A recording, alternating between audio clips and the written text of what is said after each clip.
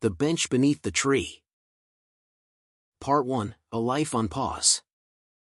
Jonathan Reed had once dreamed of being a painter.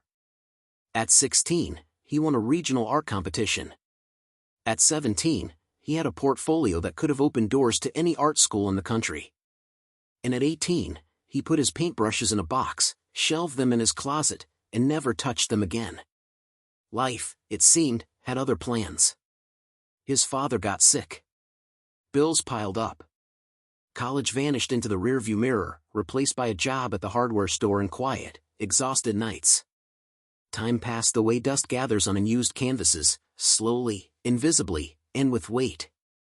Now, at 35, Jonathan lived alone in a modest apartment across from Lincoln Park. He managed the hardware store. He paid his bills. He was kind. He was reliable.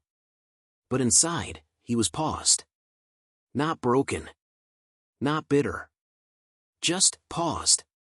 Each evening, after work, he'd sit on the same weathered bench beneath an old oak tree, watching joggers, dog walkers, and families pass by. The bench was his place to breathe, to listen to the world live while he didn't. Then one Thursday in early spring, a girl sat next to him. She looked about 12. Wore a bright red hoodie and mismatched socks. "You look sad," she said bluntly. Jonathan blinked. "I'm not sad," he replied. She tilted her head. "You look like someone who used to do something they loved and stopped." He stared at her. She pulled a sketch pad from her backpack and showed him a drawing of a bird flying out of a cage. The lines were messy, but the meaning was clear. "I'm Ellie," she said. "I want to be an artist." "You?" Jonathan hesitated. "I used to be one." Part 2, Sketches in the Silence. Over the next few weeks, Ellie appeared on the bench regularly. She always came with a sketch pad, a different colored hoodie, and 1,000 questions. "Why did you stop painting? What did you love about it? Do you still dream in color?" Jonathan didn't know what to make of her. She wasn't nosy, exactly, just fearless. Honest in the way only kids can be, not yet dulled by politeness or fear of saying too much. One day, she handed him a pencil. "Draw something," she said. "I don't," he started. "Don't think. Just draw." So he did. A tree. A simple oak, like the one above them. Nothing special. Just lines. But his hands remembered more than he thought. Ellie looked at it and nodded. "See? Still in there." That night, Jonathan went home, pulled the dusty box from his closet, and opened it. The brushes were stiff. The paints had dried. But the sketchbook, buried at the bottom, still held the last drawing he'd ever made, a portrait of his father asleep in a chair, oxygen tubes in his nose, the sunlight warm on his face. Jonathan sat on the floor for hours, staring at it. He cried for the first time in years. Not because of grief, but because something inside him had moved. Part 3, Returning to Color. Spring turned to summer. Jonathan started sketching again. First at home, then quietly on the bench when Ellie wasn't around. His fingers were clumsy. His shading off. But every mark on the page felt like a piece of himself returning. Ellie noticed. "You're getting faster," she said. "I'm still rusty." "You're still growing." She told him about the art club at her school. How the other kids made fun of her drawings sometimes. How she almost quit. "But then I met you," she said simply. "And I figured, if someone can forget they're an artist and remember again, maybe I can just keep going." Her words hit deeper than she knew. One day, Jonathan walked into the art supply store downtown. The familiar smell of canvas and turpentine hit him like a memory. He bought everything, new brushes, paint, charcoal. The clerk asked, "You teaching?" Jonathan smiled. "No," he said. "I'm learning again." Back at home, he cleared a space near the window. Set up a small easel. Every night, after work, he painted. Not for anyone. Just to see what would happen. One evening, he showed Ellie a painting, the bench under their tree, two figures sitting side by side. Hers in red. His in blue. She stared at it for a long time. Can I keep it? He handed it to her. It's yours. And for the first time, she called him John. Part 4, The First Show. In August, Ellie didn't come to the bench. Not that day. Not the next. Not the entire week. Jonathan sat there alone, sketchpad untouched. He felt the silence like static in the air. On the 9th day, a woman approached him, a woman with Ellie's eyes and a tired smile. You must be John. She said. He stood. Is Ellie okay? She nodded. She's in the hospital. Leukemia. We just found out. Jonathan felt the world narrow. She talks about you all the time. The woman said. Says you reminded her to be brave. He visited the hospital the next day. Ellie looked smaller in the hospital bed. Her hair was thinner, but her eyes still shone. I missed our bench. She whispered. Jonathan held up a new sketch. It was the view from the bench, but brighter, summer sun through the leaves, her sketchpad open.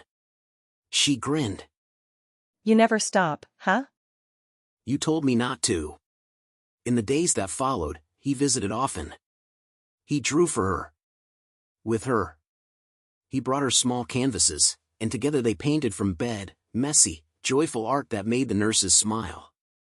One afternoon, she said. You should show people your art. You should let them see what I see. I'm not ready. No one ever is. She said, echoing a wisdom far beyond her age. But you go anyway. Part 5, Becoming Again. Ellie's condition slowly improved. By early December, her mother texted Jonathan. She's coming home next week. He smiled at his phone, then looked out the window at the quiet park. Snow dusted the sidewalks. The bench under the old oak tree stood empty but somehow expectant. He returned there that evening, sketchpad under his arm, coat buttoned to the top.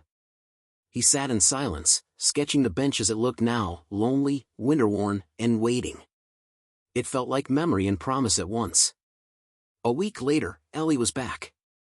She looked smaller, paler, wearing a knit cap over her shaved head, but her grin was unmistakable.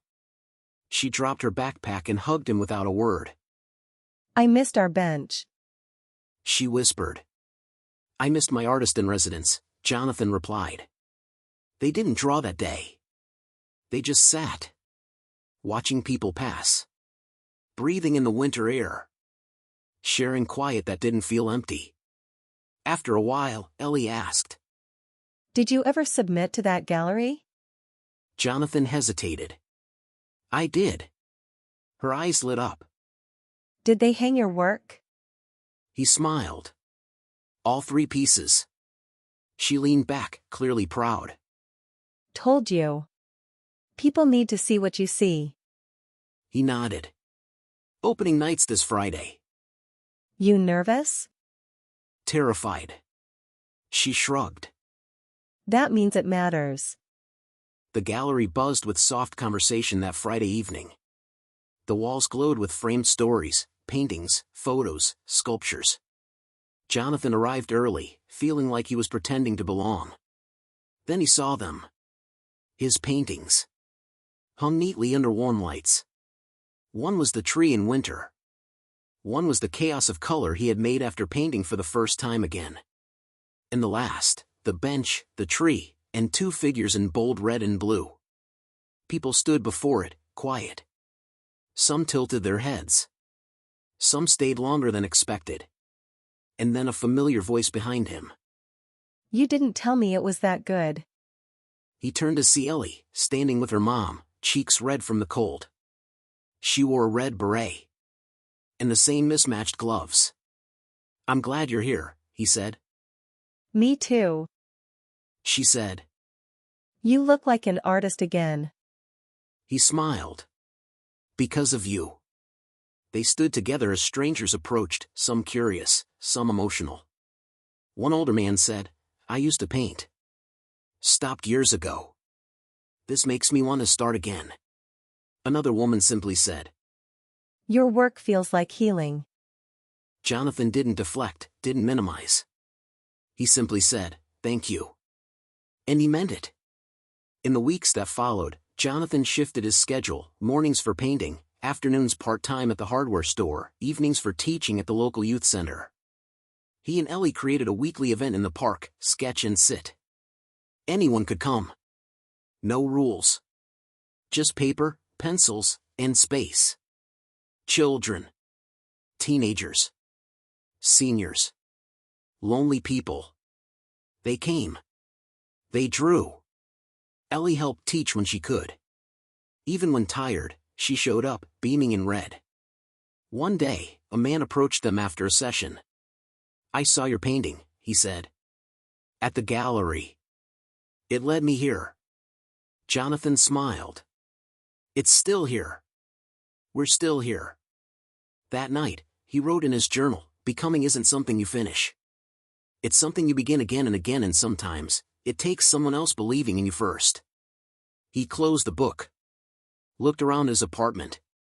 The easel by the window held a half-finished painting of the bench, the tree, and a flash of red.